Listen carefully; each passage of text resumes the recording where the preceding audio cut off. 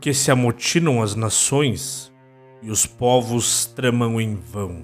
Os reis da terra tomam posição e os governantes conspiram, unidos contra o Senhor e contra o seu ungido, e dizem: façamos em pedaços as suas correntes, lancemos de nós as suas algemas.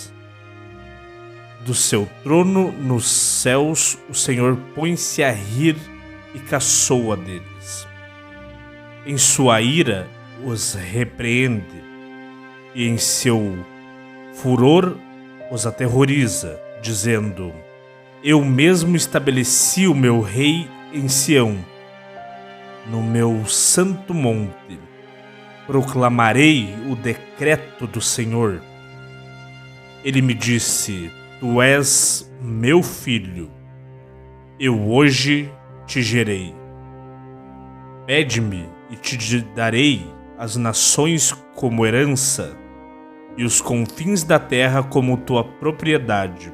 Tu as quebrarás com vara de ferro e as despedaçarás como a um vaso de barro. Por isso, ó reis, sejam prudentes, aceitem a advertência, autoridades da terra. Adorem o Senhor com temor, exultem com tremor, beijem o Filho, para que ele não se ire e vocês não sejam destruídos de repente, pois num instante acende-se sua ira. Como são felizes todos os que nele se refugiam. Este é o Salmo 2. É o segundo episódio de uma série de vídeos que eu vou trazer aqui no canal. Vou explanar cada um dos 150 salmos, trazendo o conceito histórico deles e também como aplicar eles no dia a dia. As minhas análises têm como origens, têm como fonte a análise do Dr. Joseph Murphy, um dos mais conhecidos autores sobre a lei do subconsciente, sobre a lei do pensamento positivo. Ele fez um livro, criou um livro chamado Canções de Deus, onde neste livro ele faz a análise de cada um dos principais salmos da Bíblia. O Salmo 2 é um salmo que lhe é atribuído a Davi, ao rei Davi, o mesmo Davi de Golias. E ele tem sim seu contexto histórico, onde se você parar para analisar, ele é um salmo messiânico, ele anuncia de certa forma a vinda de Jesus, onde os reis mundanos eles caçoam de Deus, eles zombam, eles dão as costas a Deus.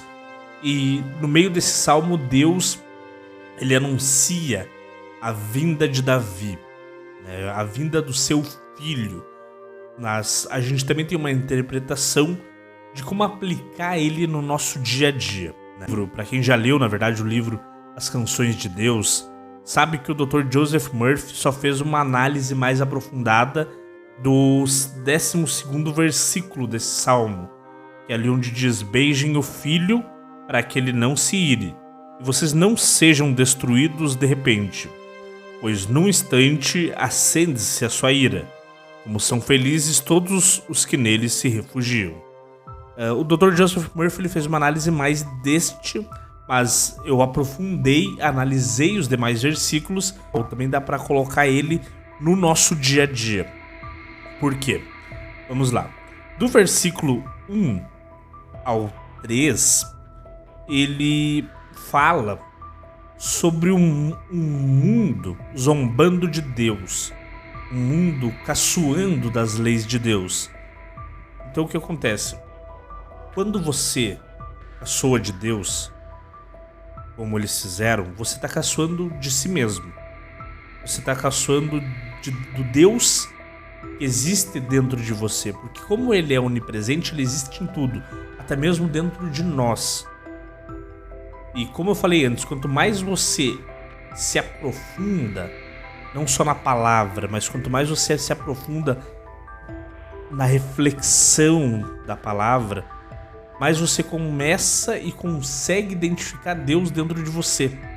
Você atinge uma frequência onde você começa a entender o que você tem que fazer.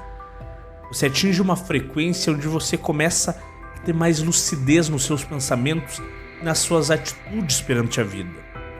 E todo esse salmo aqui, ele faz a gente entender que a única forma de você atingir essa frequência é você ter um objetivo definido. É você saber exatamente aquilo que você quer para sua vida. Qual o seu maior sonho? Aquilo que você mais deseja. Aquilo que você realmente quer para sua vida. Então, esse salmo ele fala disso. Que quando você coloca isso na sua vida, as coisas elas começam a acontecer. Porque você entra na vibração correta. Você entra na vibração certa para ter essa lucidez. Então, os versículos 1, 2 e 3, eles falam sobre o mundo tentando a todo custo desviar do teu objetivo. Por exemplo, você sabe que você quer ser um concurseiro, você quer passar num concurso público. Você sabe que para passar num concurso público, você precisa estudar. E aí, esses três primeiros salmos, eles falam dos teus falsos amigos, chamando o tempo todo para festinhas, chamando o tempo todo para distração, que não entendem quando você diz que não vai porque vai ficar estudando. Então, esses 3 versículos, observa como eles falam sobre isso nas entrelinhas. Porque se amotinam as nações e os povos tramam em vão. Uma pergunta, por quê?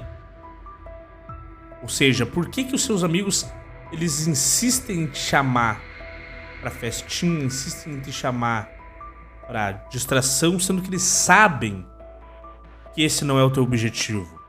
O segundo versículo diz: os reis da terra tomam posição e os governantes conspiram unidos contra o Senhor e contra o seu ungido.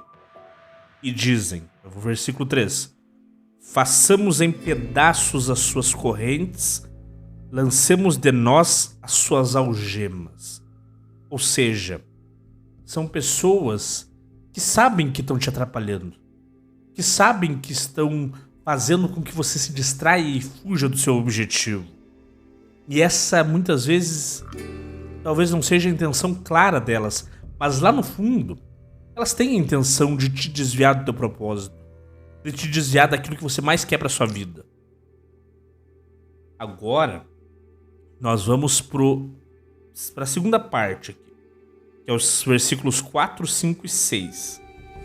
Que diz: do seu trono nos céus o Senhor põe-se a rir e caçoa deles. Em sua ira os repreende e em seu furor os aterroriza, dizendo: eu mesmo estabeleci o meu rei em Sião, no meu santo monte. Ou seja, aqui é Deus afirmando, é você se autoafirmando também, de que não importa o que os outros façam, porque o teu desejo, a tua vontade, o teu sonho, o teu desejo definido, ele é maior do que todas as outras distrações. Ele é maior do que qualquer prazer momentâneo. Porque você sabe que quando você chegar lá, você vai ter o maior prazer de todos. Quer dizer, eu finalmente cheguei. Eu conquistei o meu objetivo. Eu cheguei no meu sonho. Então, quando você sabe disso, você caçoa, você ri daqueles que dizem ou tentam te distrair. Agora nós vamos para a terceira parte, que é ali que pega os versículos 7, 8 e 9, que diz: proclamarei o decreto do Senhor. Ele me disse: tu és meu filho, eu hoje te gerei. Pede-me e te darei as nações como herança e os confins da terra como tua propriedade. Então, entende?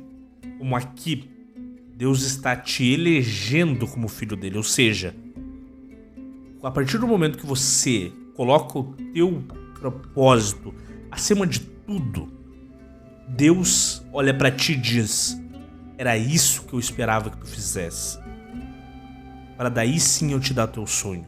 E aí ele completa aqui no versículo 8, onde ele diz: pede-me e te darei as nações como herança e os confins da terra como tua propriedade.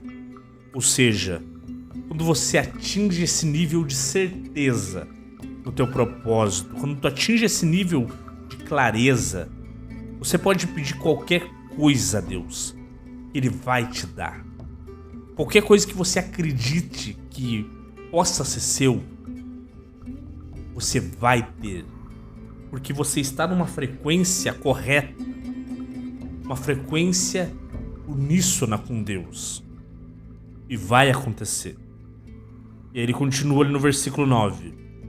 Tu as quebrarás com vara de ferro e as despedaçarás como a um vaso de barro. Ou seja, quando Deus te escolhe, quando você entra nesse uníssono com Deus, nessa frequência, e Deus te escolhe,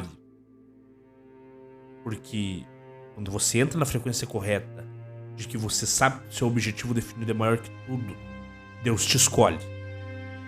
E aí ele diz que você tem o poder de quebrar as correntes daqueles que tentam te distrair, daqueles que tentam te levar para o caminho errado, para o caminho que não vai te levar a lugar nenhum.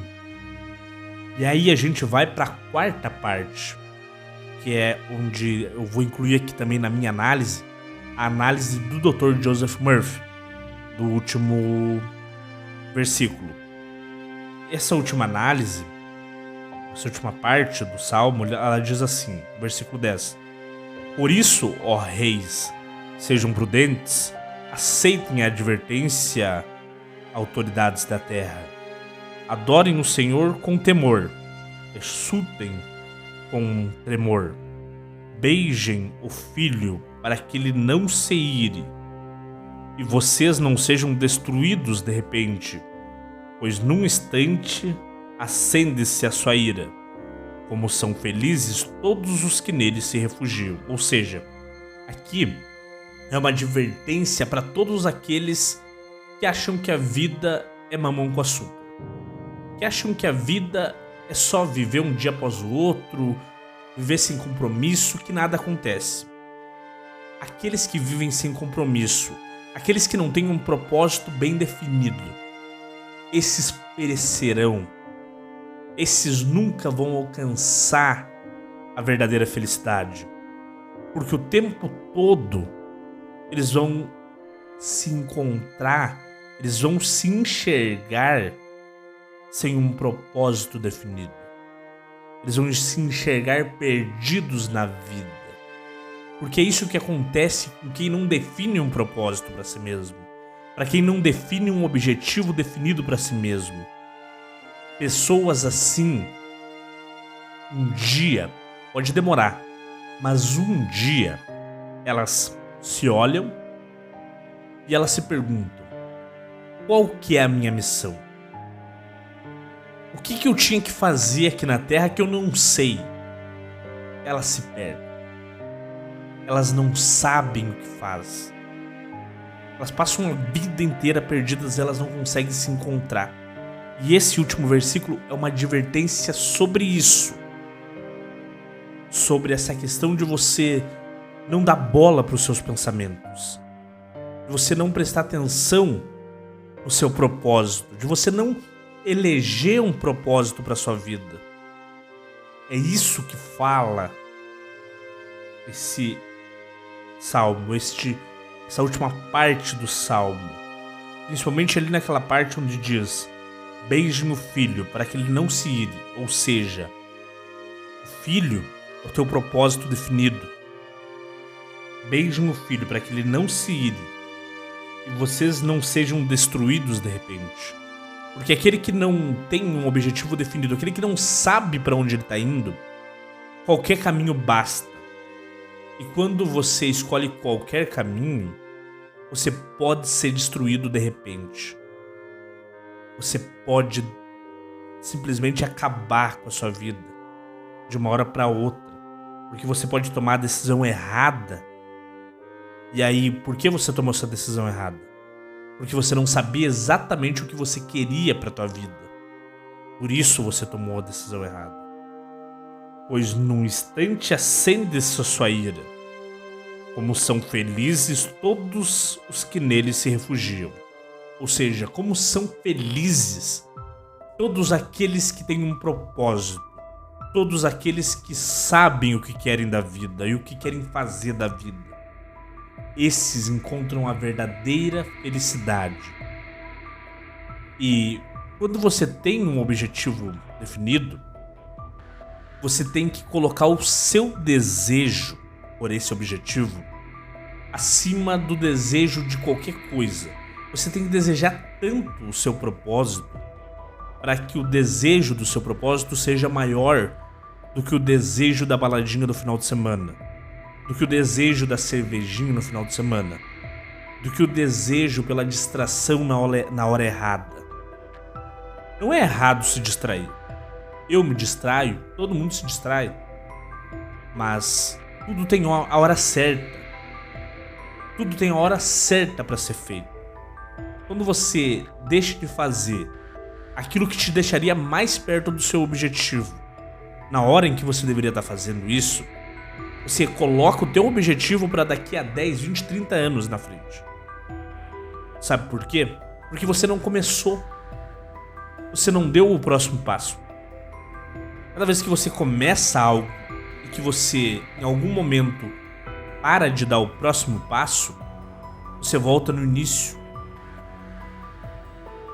Porque o próximo passo, ele é tão importante quanto o primeiro. Só que o próximo passo que você for dando em direção ao seu objetivo vai ser mais fácil do que o anterior. Só que você não pode desistir no começo porque é ruim. Como eu disse, coloque o seu desejo no seu propósito definido. Coloque o seu desejo no seu objetivo acima de qualquer outro desejo por um prazer momentâneo. Eu tenho certeza que você vai atingir aquilo que você quer. Só para retomar, a primeira parte do Salmo fala sobre as tentações mundanas querendo te tirar do caminho do seu objetivo. A segunda parte do Salmo fala sobre a sua afirmação de saber onde você quer chegar e onde você quer ir. A terceira parte do Salmo fala sobre a confirmação de Deus quando você atinge a frequência dele, quando você está em uníssono, quando você está tão focado a ponto de a sua mente ter uma clareza muito maior do que se você não tivesse focado. E a quarta parte do Salmo é uma advertência, é uma chamada de atenção a todos aqueles que acham que não dá nada viver a vida por viver. Encontre o seu propósito. Faça a sua parte por um mundo melhor. Eu tenho certeza que você vai encontrar a felicidade. A felicidade, ela existe. Ela está em fazer aquilo que você mais ama fazer. Aquilo que você tem como seu propósito. Meu nome é William Carvalho, sou o criador aqui do canal Do Zero ao Bilhão. Esse foi o segundo vídeo sobre os Salmos, obviamente sobre o Salmo 2. E eu espero você na próxima terça-feira com o Salmo 3. Fiquem com Deus e até a próxima.